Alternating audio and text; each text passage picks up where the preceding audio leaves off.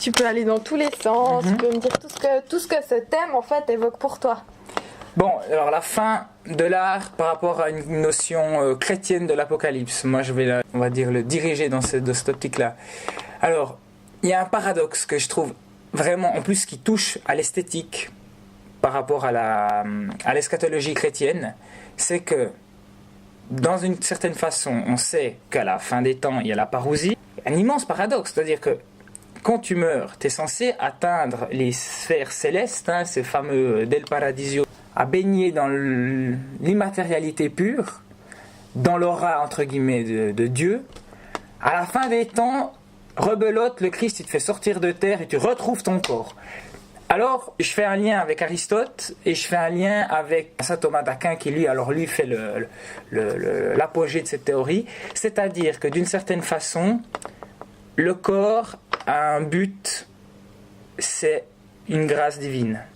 C'est-à-dire que, contrairement aux anges qui peuvent se contenter d'être des créatures spirituelles pures, si nous on reçoit un matériel spirituel nouveau, on doit obligatoirement passer par le corps et repasser par le corps pour un peu, d'une certaine façon, ce que Fabrice Adjadj nomme une épiphanie esthétique.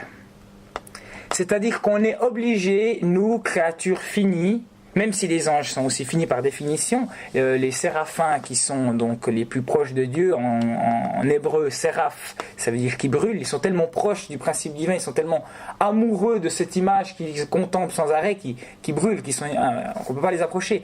Nous, on est bien loin de cette contemplation, de cette ataraxie philosophique, on est condamné à l'art. On est condamné à, et là je reprends les théories d'Aristote, c'est-à-dire que ce qui serait contemplé et qui nous paraîtrait violent, agressif, dégradant, à travers le vecteur de l'art, paraît polarisé en bien. D'où la tragédie, d'où la catharsis.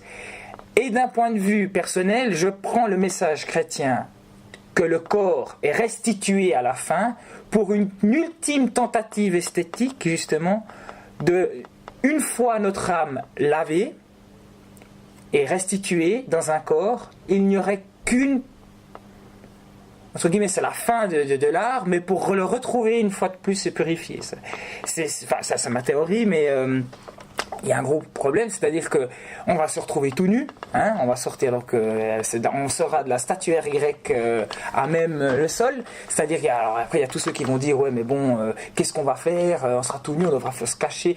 Il y a qui disent que mais le moment sera tellement intense que c'est le seul moment où on sera autorisé de se retrouver tous tout nus, parce que de toute façon il y aura rien d'important, il y aura rien de plus important que de contempler le visage du Christ. Puis après il y a quelque chose d'encore plus drôle, c'est de se dire mais quelle apparence on aura. Parce que si on doit se retrouver dans un corps, on va se retrouver comme on était vieux, on va se retrouver un peu un remake de Thriller, on va faire quoi? Comment on va sortir de terre? Parce que somme toute les films d'horreur, les mauvais films d'horreur représentent un peu un parangon malhabile de cette vision, de cette restitution. Alors il y a une réponse magnifique que Thomas d'Aquin donne, c'est on prendra l'apparence du corps et de l'être, de l'être humain qu'on a été lorsqu'on fut aimé.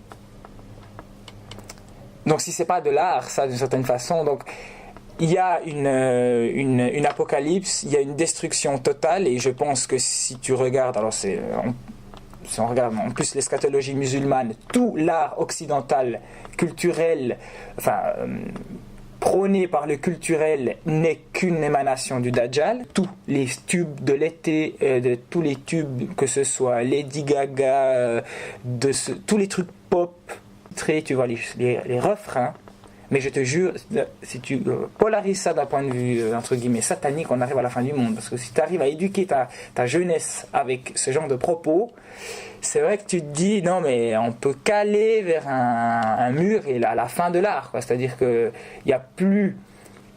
Alors Tinguely avait dit un truc génial par rapport à ça, justement en mettant de parenthèse le côté création pure, mais il disait que par rapport à l'avenir, il y aurait deux sortes d'artistes. Les artistes du XXIe siècle, il y en aura deux sortes. Il y aura les artistes géniaux et il y aura les décorateurs. Et moi, je vois tous mes amis qui sont